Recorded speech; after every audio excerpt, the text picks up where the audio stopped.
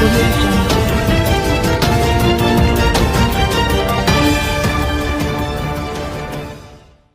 ်္ဂလာပါရှင်ဒီကနေ့ရဲ့နောက်ဆုံးရထိပ်တန်းသတင်းတွေကိုတင်ဆက်ပေးပါတော့မယ်စင်ရေးကူညီသတင်းများထွက်ပေါ်လာပြီးနောက်အိန္ဒိယအစိုးရကပင်မေးမြန်းလာတယ်လို့ CNN ပြောရေးဆိုခွင့်ရှိသူပြောတဲ့အကြောင်းတင်ဆက်ပေးပါမယ်။အမေရိကန်နိုင်ငံကဘင်္ဂလားဒေ့ရှ်မှာတဆင်ချင်းမျိုးသားတပ်ဦး CNF အပါအဝင်မြန်မာနိုင်ငံရှိတော်လိုင်းတပ်ဖွဲ့တချို့ကိုစစ်ဘက်ဆိုင်ရာကူညီများပေးရဖို့စီစဉ်နေတဲ့ဆိုတဲ့သတင်းကိုပြည်ပသတင်းဌာနတချို့ကဖော်ပြခဲ့ပြီးနောက်အိန္ဒိယအစိုးရကပါမေးမြန်းစုံစမ်းလာကြောင်းချင်းမျိုးသားတပ်ဦး CNF ပြောရေးဆိုခွင့်ရှိသူစလိုင်းထက်နီကပြောပါရယ်။စလိုင်းထက်နီကဧပြီလ21ရက်မှာကျင်းပတဲ့ CNF, CNA, CTF, KKG တို့ရဲ့ကလေးဒေတာမှာစစ်စင်ရေးနဲ့ပတ်သက်ပြီးပူရဲသတင်းစာရှင်းလင်းပွဲမှာပြောကြားခဲ့တာပါ။အိန္ဒိယအစိုးရကတော့မေးလာတဲ့အနေအထားတွေရှိရဲ့ဒါပေမဲ့ဒီကိစ္စကြကျွန်တော်တို့ CNF အနေနဲ့တိုင်းရဲ့မပတ်သက်တော့အဓိကသတင်းမှန်သည်ဖြစ်စေမှားသည်ဖြစ်စေအမေရိကနဲ့ဘင်္ဂလားဒေ့ရှ်နိုင်ငံရဲ့ကိစ္စဖြစ်တဲ့ဒါကဖြစ်နိုင်ပါတယ်လို့ပြောလို့မရသလိုမဖြစ်နိုင်ဘူးလို့အတက်ပြောလို့လည်းမရဘူးဒီကိစ္စတွေကထဲထဲဝင်ဝင်သူတို့နှစ်ယောက်နိုင်ငံကိစ္စဖြစ်တဲ့အတွက်ကျွန်တော်အနေနဲ့တရားဝင်ပြောဆိုလို့မရသလိုအဲ့ဒါတွေကိုကျွန်တော်အထက်လူကြီးတွေအဲ့ဒီကိစ္စနဲ့ပတ်သက်ပြီးတော့ဆွေးနွေးတာကိုကျွန်တော်အကြောင်းကြားတာပြီးဒီလိုမျိုးမရှိသေးတော့တရားဝင်ပြောဖို့ခက်နေတဲ့အနေအထားမှာရှိရဲ့အဲ့ဒီလောက်ပဲဖြည့်ကျင်တယ်လို့စလိုင်းထန်နီကပြောပါတယ်အိန္ဒိယခြေဆိုင်သတင်းဌာနငယ်တစ်ခုဖြစ်တဲ့ North East News သတင်းဌာနက AB15 ရက်နေ့မှာအမေရိကန်အစိုးရကဘင်္ဂလားဒေ့ရှ်စစ်တပ်ရဲ့အကူအညီကိုယူပြီးဘင်္ဂလားဒေ့ရှ်စစ်တပ်မှတရင်3ရက်မှတက်စဉ်ရခိုင်နဲ့ချင်းပြည်နယ်တွေကတော်လိုင်းတပ်များစစ်ကောင်စီကိုအနိုင်ယူဖြိုခွင်းနိုင်တဲ့ဒီစစ်ရေးအထောက်ပံ့ဆောင်တစ်ခုထူထောင်ဖို့ဆွေးနွေးခဲ့ကြောင်းစတင်ဖော်ပြခဲ့တာဖြစ်ပါတယ်။ပြီးခဲ့တဲ့လကဘင်္ဂလားဒေ့ရှ်နိုင်ငံဒါကာမြို့ကိုအမေရိကန်အစိုးရရဲ့ပစိဖိတ်စစ်ဦးစီးဌာနဒုတိယအကြီးအကဲဒုတိယဗိုလ်ချုပ်ကြီးဂျိုဝယ်ဘာဝဲရောက်ရှိခဲ့စဉ်ဒီကိစ္စကိုဘင်္ဂလားစစ်တပ်နဲ့ဆွေးနွေးခဲ့ကြောင်း North East News သတင်းဌာနကရေးသားပေးခဲ့တာဖြစ်ပါတယ်။ဒါပေမဲ့အဲ့ဒီသတင်းကိုအိန္ဒိယနိုင်ငံရှိယုံကြည်ရတဲ့သတင်းဌာနကြီးတွေကတော့ဖော်ပြထားခြင်းမရှိသေးပါဘူး။ပြည်ပသတင်းဌာနအနည်းငယ်ကသာကိုးကားပြီးပြန်လည်ဖော်ပြမှုရှိပါတယ်။ဒါအပြင်အထက်ပါသတင်းကတရုတ်ရဲ့ဂျာဝင်ဆွတ်ဖက်မှုနဲ့လာရှိုမျိုးကို MNDAA ကစစ်ကောင်စီတပ်ပြန်ပေးဖို့စီစဉ်နေချိန်မှာအိန္ဒိယသတင်းဌာနကဖော်ပြခဲ့တာဖြစ်ပါတယ်။အဆိုပါသတင်းနဲ့ပတ်သက်ပြီးပြည်တွင်းမီဒီယာတွေရဲ့မေးမြန်းမှုအချို့ရှိသလိုအိန္ဒိယနိုင်ငံတစ်ခုဖြစ်တဲ့အိန္ဒိယအစိုးရကလည်းမေးမြန်းလာခြင်းဖြစ်ကြောင်းစလိုင်းထန်နီကရှင်းပြပါတယ်။ CNF အနေနဲ့ຫນွေဦးတော်လိုင်းကာလမှာနိုင်ငံတကာအိန္ဒိယနိုင်ငံများနဲ့ထိတွေ့ဆက်ဆံမှုတွေရှိကြောင်း၎င်းကဆက်ပြောပါတယ်။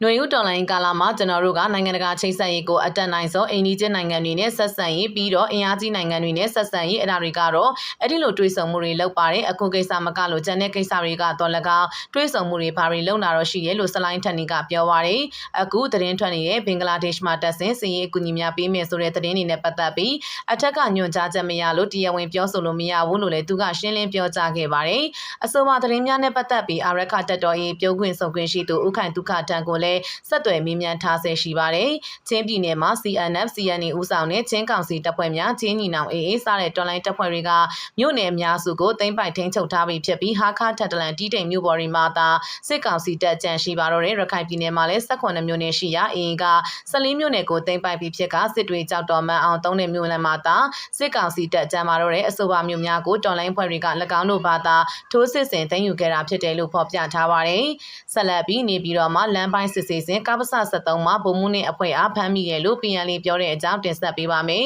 ။ဗိုလ်မှူးဖြိုးမင်းကျော်ပါ3ဦးကိုဖမ်းမိပြီးပြန်ဆုတ်စဉ်တိုက်ပွဲဖြစ်ပြီးတိုက်ပွဲအတွင်းဖမ်းမိသူ3ဦးတိဆုံးတယ်လို့ PNL ကထုတ်ပြန်ထားပါတယ်။စစ်ကောင်စီရုံးဆိုင်ရာနေပြည်တော်ဥတ္တရတီတီမြို့နယ်တနေရာမှာလမ်းပိုင်းထိန်းချုပ်စစ်ဆေးမှုအတွင်းစစ်ကောင်စီရဲ့အမှတ်73ကာကွယ်ပစ္စည်းစက်ရုံကပ္ပစ73မှာဗိုလ်မှူးနဲ့အဖွဲ့ကိုဖမ်းဆီးရမိကြောင်းပြည်သူ့လူမျိုးရေးတပ်မတော်ကဧပြီလ21ရက်မှာထုတ်ပြန်ပါတယ်။ဧပြီလ19ရက်က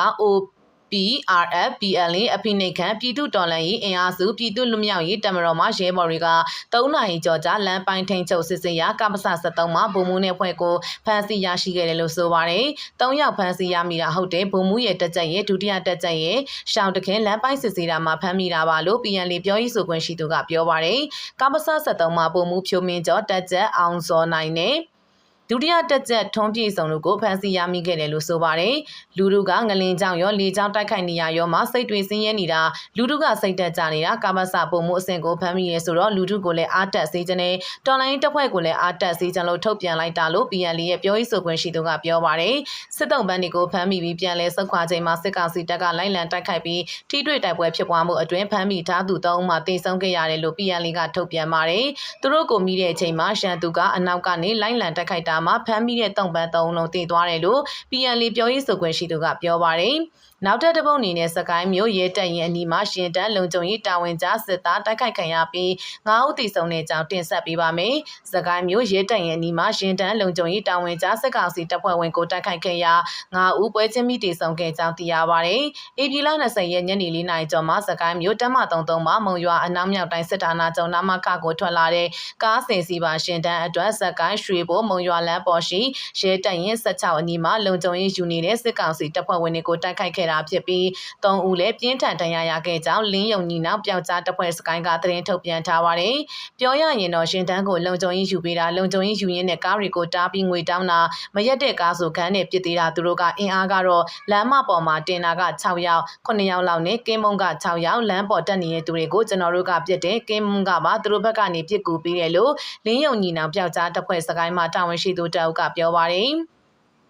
ပြစ်ခတ်မှုဖြစ်ပွားရာနေရာကရဲတပ်ရင်16နဲ့နီလွန်းတဲ့အတွက်တိုက်ပွဲဖော်ဆောင်ခြင်းမကြသလိုလက်နက်ကောက်ယူနိုင်ကြလည်းမရှိခဲ့ကြောင်းသိရပါတယ်။ရဲတပ်ရင်16နဲ့က